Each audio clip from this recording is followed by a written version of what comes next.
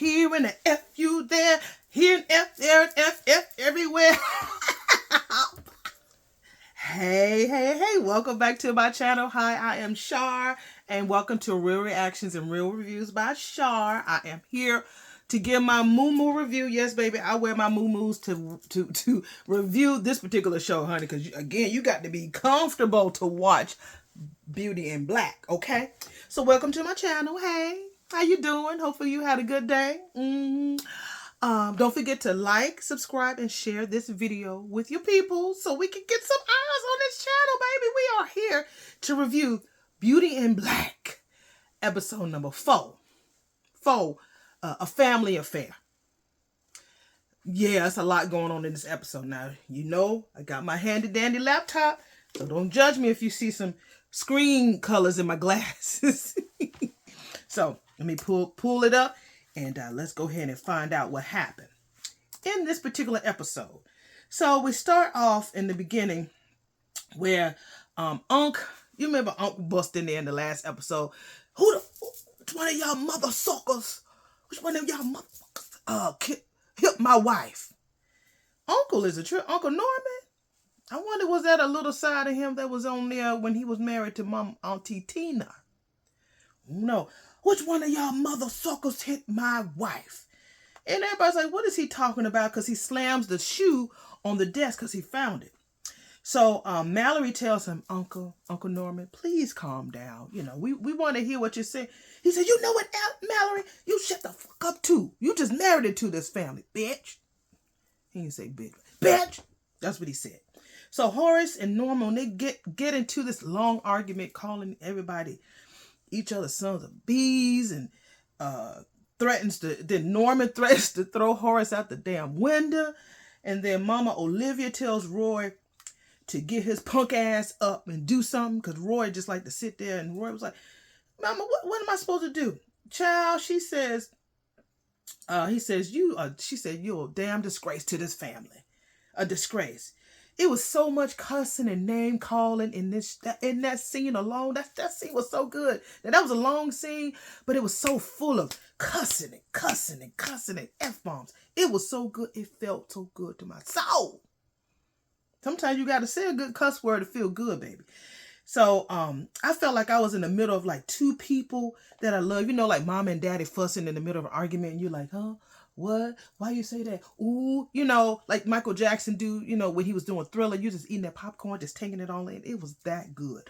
Okay, so all of that cussing, we learned that Horace blames Norman for the lawsuit because, you know, Norman is the chemist and Horace is the businessman. And so he's like, how the, you know, this lawsuit with the cancer causing perm relaxer, and it's your fault, nigga. And Norman don't like Charles. He always be dragging Charles. He calls him a fruitcake and a little bitch too. Why in the world is Norman so hard on Charles? I don't know. So Mama Olivia is just tired of all the fussing. Will y'all just both shut the fuck up, please? Horace really drags his son Charles for being gay. Horace, like I said. Child, Horace, you got a nerve. Okay, so what happens? Yeah, he calls him Norman thinks that Charles ran over his wife. He really thinks that the gay son ran over the wife. Charles said he wish he did. He said, just to make your fucking life miserable. I was like, how much hate? It's like everybody hate each other in this damn show, but I love it. Uncle Norman, he kept telling Horace and Olivia that your boys, both of them niggas ain't shit. And I was like, why? Then Horace was like, what about your kids? Horace was like, Norman was like, you know what? That was a low blow. So I'm going to take it that Norman ain't got no kids or they're dead. Because only a brother who could compare his kids to his other ones. Because either, like I said, Norman must don't got no children. Or they're gone. They're dead. Or they're not speaking to him or something like that. He don't have no relationship with his kids. So, Norman is... Everybody's so afraid of Norman. Norman says that if my wife dies, I'm going to burn this motherfucking company to the ground. I was like, why you want to burn the company? It's like they ain't done nothing, baby. They just here. Everybody need to make some money, honey. Anyway, next scene, Horace is in the office and Olivia walks in. He tells her to get the fuck out. It's like, ain't no hi, baby, how you doing? Of course they not together. So the first thing he says, get the fuck out. She tells him to shut up. And she's begging him, don't make Norman angry, because we know how he gets when that motherfucker is angry. And he knows everything. Now, what does Norman know? We're going to find out, I guess. What does he know? And then Olivia tells Horace that, Norman is the devil. I'm like, he looked like he a nice man. He just got a little anger issues, but he look like he pretty nice. So the next scene, Norman and them are going outside, and they're in the garage fussing. So you can see Norman coming out, and Jules is coming back behind him, and he tells Norman tells Jules, like, I found the shoe, and I want you to find out for me who hit my fucking wife. Who are you loyal to? You loyal to me, or you loyal to my brother? So Jules is like, sir, I'm loyal to you. Always. Always, sir. It's just you and me. So he said, you better find out who did this to my wife. So Jules seems to have a huge loyalty to Norman, but I think I found out why later on in the show. So Charles comes down to get ready to go to the garage, and Jules asked him, he said that he didn't do it. He don't eat. He don't shit where he eats. He's like, I ain't do that shit. That wasn't me. I know what I did, and I know what I don't do, and I'm not going to shit where I eat. So they get into this conversation about the young lady, the assistant, who's about to give somebody some go-go. And, but I wasn't too sure what it meant until I saw later on. I'll tell you about that. So Olivia chases Charles to the garage and tells him, boy, you better stay away from your uncle, because he's dangerous. It's like, Mom, man, I ain't worried about him. He need to be afraid of me. I'm telling you, boy, I'm spitting. I'm telling you, he's dangerous. You don't want to fuck with him. He was like, Mama, I'm fine. Lay off your uncle, boy. Lay off him. So Olivia knows some shit about Norman that, of course, we don't know about yet. And she tells Charles, don't go home, okay, baby? I want you to come stay with me just a few days, all right? Don't go home, okay? Just stay with me until your uncle calms down. Mama, we stay on the same street. I don't care. I want you to come and stay at my house for a few days, okay? Don't go home till your uncle calm down. He's like, look, Mama, if it's that serious, I'll go stay at a hotel. Okay, baby, just be safe. Like, what kind of monster is Norman that your mama is begging you to stay there with her and don't go home? I thought that was weird. So, what else? She begs him to stay with her for a few days because she's scared. So next we see Mallory talking to the lawyer in the office. And so she wants, it's just a little banter about the bankruptcy. And so she asks him for, let's go out to dinner. That's Terrell, I can't remember that baby name, but he fine, chocolate, tall, smell good probably when you hug him. Yeah, he wanted him. Can sing too. So the next scene, Mallory invites the lawyer for a drink. So of course he's gonna say, look, one drink now. After that, I'm out. So the next scene, back to Kimmy in Rain's old raggedy room. Kim gets a phone call from her drug-addicted mammy. That girl is pretty. That girl, I don't know if she played drug. Her hair was all disheveled, but she had some lipstick on. She was cute. And she asked her to send her and Frank some money. That man that she chose over her baby. And she was like, well, I was coming home, but now that you said that Frank is there, I ain't coming. But Mama is pretty. So Angel comes to Kimmy's room and confirmed that Horace is loaded. I looked up that watch that I stole from episode number 3. And that damn watch was 1.2 milli. We need to take that nigga for everything he got. We need to steal from him. I know he got a house. He must got a safe in there somewhere that we can go in there and take his money. She was like, no, I ain't trying to do that. No, we got to. We got this thing over our head. We work for Jules. We're going to be working for the rest of our damn life. Because we make the money dancing and everything, and we give it all to him. Whew, Jules got a hold on them. He's working them way too much, like a slave. But he's keeping all their money. Crazy. Next scene, Norman is at the hospital next to his wife. And so, of course, we still don't know who she is. I don't want to look her up. I don't want to look her up. I want to be able to just see who this beautiful woman is. I don't even know if she's white, Hispanic. I don't know, but we'll find out who she is. And so apparently Olivia and, oh, okay, so he's sitting there. Olivia comes in the hospital room like she's just so, so concerned. And so he was like, what the fuck do you want, Olivia? Why are you here? She said, oh, me and you, Norman, were really tight. We were close. We were like A-spoon cones, nigga. I knew you and you knew me. So she said, I just want to come and just pray with you. I'm like, all that cussing she just did just a few minutes ago. And she said she want to come and pray. All right, Mama Olivia. So Olivia claims that she's there for him. I'm there for you, Norman. He's like, bitch, no, you came here for yourself. You wanted to see what I was doing. That's what you wanted to see. She's like, look, Norman, look. I just don't want you to do nothing to my babies. I don't want you to do nothing to my sons. That's all I want. But he still believes that one of the boys did it. He kind of right a little bit. When I tell you Olivia is scared as hell of Norman, and I don't know why. To me, he acts like a gangster. He would throw things like he said he just can make one phone call and he could take anybody out. Whoever it is, anybody. Now I ain't talking about out to dinner, I'm talking about out. So Olivia gives him an envelope and she tells him that she knows that him and Jules have a trafficking business with men and women since Norman used to work at the airport. So Kimmy thinks that it's Horace the one who's the big boss over. No, baby, it's Norman the one who's over all of that shit. So she says, I know, nigga, you got connects from Florida all the way up here, and all I got to do is give it to the right folks. So she did her little threats, and come to find out, her and Norman had fucked around, and the wife knew about it, and was just hurt her poor little heart. And she had enough to come there. He was like, you know her heart would be broken if you here. She's like, I know. That's why he said, you ain't come here for me. You came here to see what I'm doing, not to find out how I am, to see what I'm doing.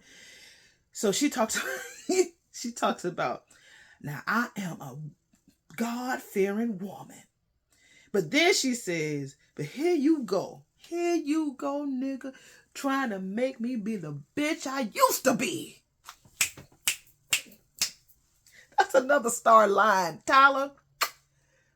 Ooh, you and these gems. Mwah. It just really makes my appetite noise. Tyler, you better write. Anyway, she tells him that he goes after one of my motherfucking sons, she'll destroy him. And he's like, I don't give a fuck. When it comes to somebody fucking with somebody that I love, I don't give a fuck. I'm gonna fuck him up. And she's like, neither do I. I don't give a fuck either. So Norman says, like I said, so many F-bombs in this episode. I love it. Then he asks her, why do you keep protecting those horror motherfuckers? She says, because they are my motherfuckers.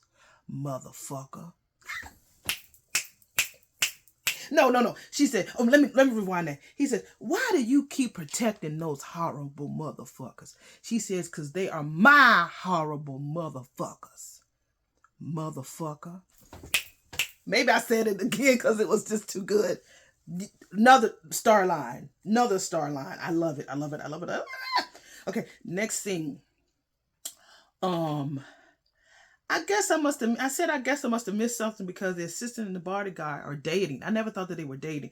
And he could feel that something was wrong with her, or vice versa. And she could feel that something was wrong with him. She must have, maybe I missed something, but he walked in on her about to give Roy head or gawk. And but the brother walked in and stopped them. So he believed in his head that she gave him head before because it was just too easy. The only reason why she stopped was because the brother walked in. Anyway, next they get back to the restaurant. They're at the restaurant with Mallory and the lawyer because remember Mallory had invited the lawyer out for one drink. So they were there just waiting. So the assistant and the bodyguard were there just waiting. So they're sitting there and then so Mallory's like, off the record, what should I do about the company? He's like, whatever, I ain't gonna tell you that. She said, okay, this is really off the record. You wanna fuck me? I said, well, What? He's like, I'm sorry, ma'am. This is highly inappropriate. She says, tells him, if you want it, you can have it, baby. You know you want to fuck me. She says she hasn't felt wanted or needed in such a long time because her husband can't get it up half the time because of all the cheating that he been doing. So she ain't stupid. She know that Roy been out there fucking around. The lawyer wants to leave, and she said, no, baby. You stay here. Because if you leave me here, then it'll make me look like I was abandoned or something like that. No, I'm going to leave. And I'm going to leave you because it'll look more appropriate if I leave and you stay here. Oh, and by the way, you're going to pay the bill too, boo. So she gets up and get ready to leave. So she tells the assistant, bitch, you stay here. Come on, bodyguard, you come with me. So she stays there, finds her way home somehow. And then so her and the bodyguard just leaves. I was like, oh, okay. So next scene is the club scene, money flowing, everything is popping, everything. Kimmy finally gets to the club, and as soon as she walks in, Delinda fussing her out about being late. I'm like, y'all just ain't giving this girl a break. This girl ain't done shit. I'm like, that little dynamic between them, they just hate her for no reason. That girl just got her ass beat earlier that day, and y'all just still don't give her no break. So she comes in and Body already fussing her out in the dressing room, and then telling all the other girls that, yeah, that bitch Rain, she knew she had asthma, but she still chose to do that. I don't know why she didn't tell Dagger first before she got the body shots. That was dumb. And so now she got blood clots, and she calls Rain some weak ass shit. I'm like, girl, go sit down. You want to have some power so much. So Kimmy gets undressed, and another dancer notices all these bruises. She said, girl, honey, your legs is black and blue all over. So, of course, we know that came from the ass beating that Dagger and Body gave her earlier. So the dancer says, you better, girl, put some makeup on that shit or some concealer so that, because them niggas ain't going to give you no money if they see that your ass is beat the fuck up. So I don't know what she did. I'm sure she did something, because the next scene in the club, we do see her dancing. So the actual next scene, Mallory has her driver, the chauffeur, the bodyguard. She tells him to pull over. He literally just stops the car. I mean, whatever. She tells him to get out the car, come to the back seat. And then they have all this small talk about, you want me, I want you. Then he eats her cat. He eats her meow meow. And she asks him, has he been with the assistant? He said no. And then I think he did that because he wanted to pay back what the assistant did with Roy, gave him head. So he thought that he could give Mallory head in return. So while he's in there eating her box, the assistant comes behind him in another car. I guess there was an Uber. She told him the Uber got to stop. She sees, I don't know if the windows were down in Mallory's car. Anyway, she could see that something was popping off. You could see her, all of that. And we don't see him, but you see her. We could imagine that he was eating that box. So anyway, then she pulls off. Next scene is the club scene. Horace shows back up to the VIP room, and Delinda and Body were, look, my nail broke off while I'm talking. Shit. Anyway, I'm not editing this out. Horace shows up at the VIP room, and Delinda and Body are at the front desk talking about Kimmy. I'm like, y'all sure y'all don't want Kimmy? Because y'all are just so obsessed with her. So Kimmy's on the dance floor trying her best, and so Body's like, look at that bitch, ain't making no money. And Delinda's like, yes. Let's look up to see how much she owe. Let's see how much she owe. That bitch owed $237,000. Let's see how much Rain owes. Rain owes $400,000. And so we find out that Delinda and Bobby had to pay Jules back too. About $80,000, about $80,000 they had to pay him back. So I'm thinking that most of the workers there are working for free. They work for Jules, but they work for free. That's what the trafficking that Olivia had talked about earlier. So that's what they're doing. They're doing this trafficking, and they got that club to help. Them people are dancing for free. It's a bunch of them. So that's really cool. Oh, not cool, but cruel. Anywho, this big tall dancer comes and whispers in Delinda's ear and tells her that that the VIP customer, which we know is Horace, wants to see Kimmy. So I like them boots that Kimmy was wearing. I want them. I love me a good fringe and a good bling, baby. Yeah, I would love them. So she goes to the VIP room with Horace, and then she immediately gives him back the watch. Because remember, he told her, yeah, take the green truck from the gardener, but bring me back my watch and my truck. And she did that. She gave him back the watch. He's like, okay, I like that. But he can notice that she's acting different. Because again, remember, she saw the pictures at his house and she reveals that to him. She tells him, saw all them pictures at your house. You ain't no good. You trash. And do you want to still see Angel? No, they go back and forth about, I told you who I was. She said, no, but it's something else.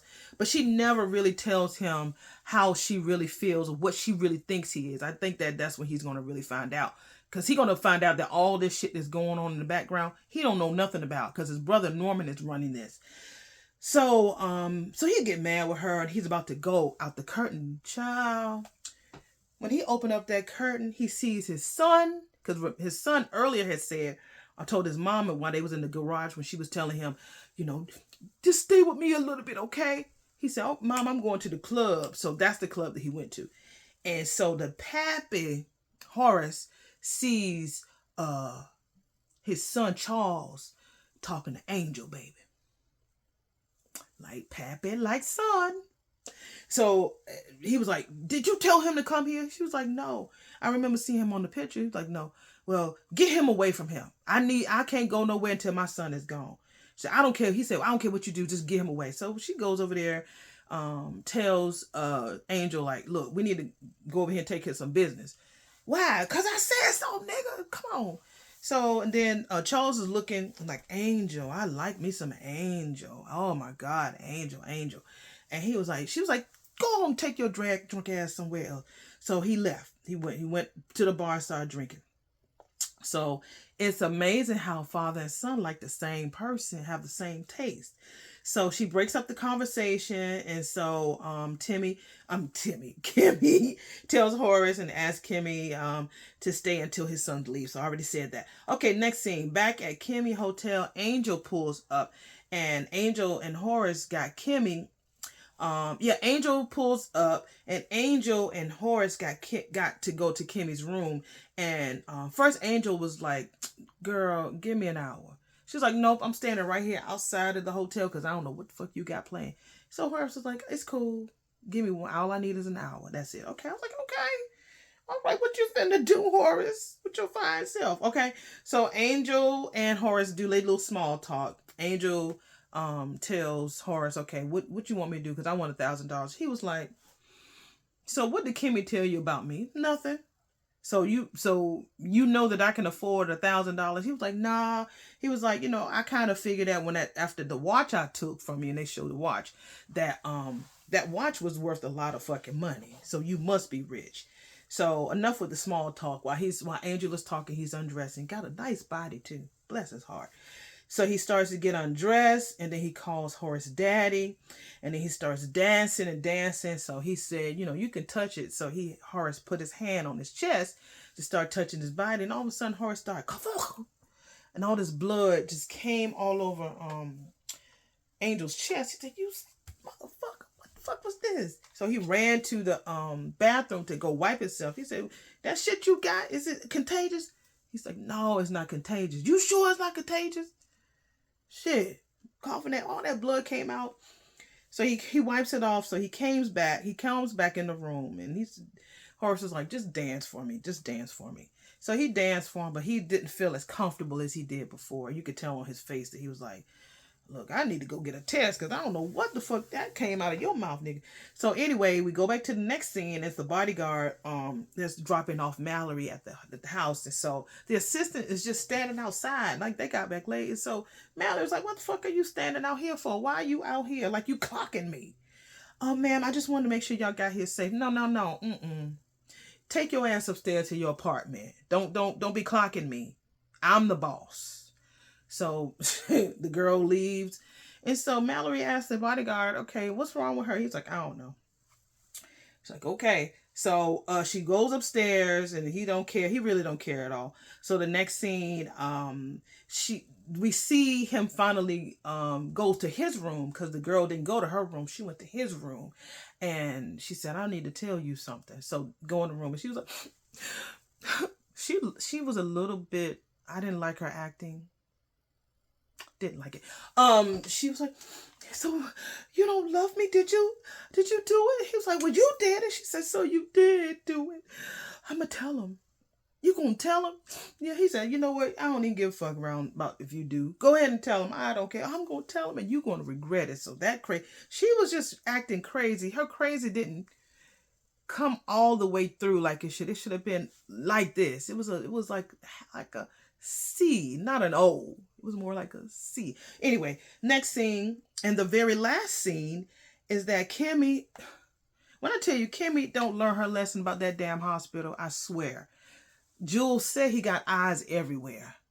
People, cops everywhere. She goes to the room and sees that she goes to the room and goes to Rain's bed, and Rain's bed is empty, y'all. And so Kimmy is like, what happened to her? And this old lady was laying in the bed. She said, oh, she died. Child. And then it went off. She died. Now, earlier, Horace in the club, in the VIP, he thought that Kimmy was mad at him because the day before he didn't get a chance to go to Rain's room. He might have, but we just didn't see that part. Maybe they'll do it as a sequence or something like that in the next episode.